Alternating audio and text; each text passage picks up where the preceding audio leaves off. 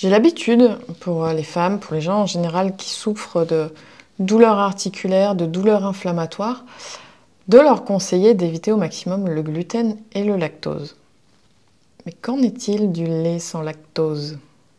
Où est-ce qu'on se situe par rapport à ça? Est-ce qu'il est quand même inflammatoire ou pas? Réponse dans cette vidéo.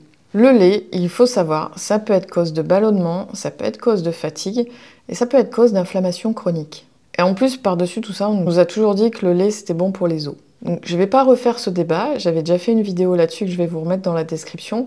En gros, il faut quand même comprendre que le calcium, on le trouve dans beaucoup d'aliments. Il n'y a pas besoin de consommer des litres et des litres de lait ou de produits laitiers tous les jours. Ça, c'est quand même un gros mensonge, en tout cas, c'est un gros coup marketing de l'industrie laitière. Alors avant de parler du lait sans lactose, je vais quand même vous rappeler pourquoi le lait peut être inflammatoire. Et l'inflammation, ça peut prendre plusieurs formes. Ça peut être ces douleurs articulaires dont je parlais, ça peut être de l'acné, ça peut être des migraines, ça peut être des maux de ventre, il peut y avoir des ballonnements par l'inflammation, par l'intolérance au lactose aussi, mais voilà. Sachez que ça peut prendre des formes directes, comme les maux de ventre, en tout cas des formes digestives, mais aussi indirectes. Moi, j'ai quand même eu souvent des retours de femmes qui avaient de l'acné, elles ont arrêté le lactose, l'acné disparaissait quasiment complètement. Et là, je pense que le point commun, c'est l'inflammation. Donc dans le lait, il y a plusieurs éléments problématiques. D'abord, il y a le lactose. Ça, c'est ce qui est le plus connu, l'intolérance au lactose. C'est pas une allergie. Une allergie, ça va engager le système immunitaire.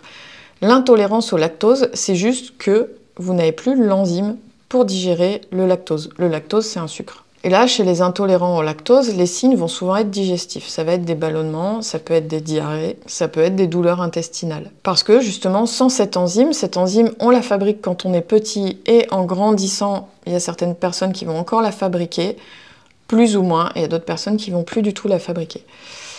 Si vous ne la fabriquez plus du tout, vous ne pouvez plus du tout digérer le lait. Si vous en fabriquez encore un peu, vous allez digérer un peu de lait ou de produits laitiers, une portion par jour par exemple, un yaourt, et puis au deuxième, vous allez avoir mal au ventre. Si vous fabriquez encore normalement cette enzyme, il n'y a pas de problème. Et là, pour le coup, le lait sans lactose, ça peut être une vraie solution. Parce que du coup, ça retire le lactose de l'équation, ça retire le problème, tout simplement. Mais il n'y a pas que le lactose qui peut poser problème dans le lait, il y a aussi la caséine. Donc la caséine, c'est une protéine qui existe sous différentes formes, et sa forme A1, qui est présente dans le lait de vache, elle peut provoquer une réaction immunitaire, c'est-à-dire une allergie. Cette réaction immunitaire, elle va fragiliser la barrière intestinale. L'intestin peut devenir ce qu'on appelle poreux, il perd sa perméabilité, et ça va provoquer une réaction inflammatoire de bas grade, mais qui se fait dans l'ensemble du corps. Et ça, c'est une inflammation chronique. Une des alternatives, ça serait de consommer du lait de chèvre ou du lait de brebis qui contiennent eux aussi de la caséine, mais pas la même forme. Dans le lait de vache, c'est la forme A1, chèvre et brebis, c'est la forme A2, qui est mieux tolérée.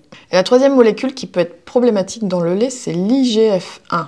Donc ça, il est quand même beaucoup moins probable que vous en ayez déjà entendu parler.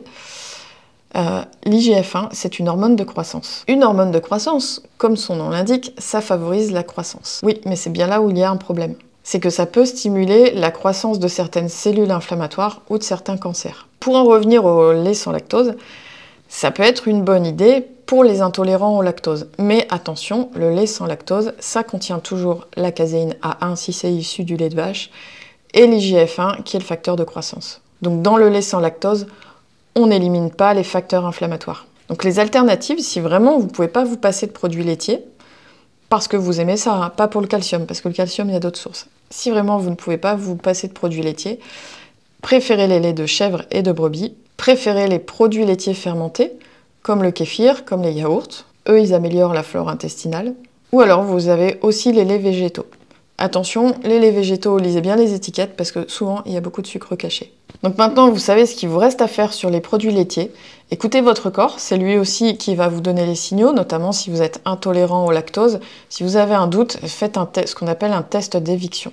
C'est-à-dire que pendant 7 jours, vous ne consommez aucun produit laitier. Vous allez tout de suite voir si votre système digestif s'en porte mieux ou pas. S'il s'en porte mieux, c'est probablement que vous ne digérez pas le lactose. Si vous voulez agir sur l'inflammation, éliminer les produits laitiers, là ça sera un petit peu plus long, il ne va pas suffire d'une semaine, il va falloir faire une éviction complète, définitive. En tout cas, si cette vidéo vous a appris quelque chose, n'hésitez pas à la liker, n'hésitez pas à la commenter, à la partager. Abonnez-vous à la chaîne, ça fait toujours plaisir, ça soutient mon travail. Activez la cloche pour ne pas rater les vidéos. Et justement, la prochaine, c'est dimanche prochain à 18 h. Et d'ici là, soyez douce avec vous-même.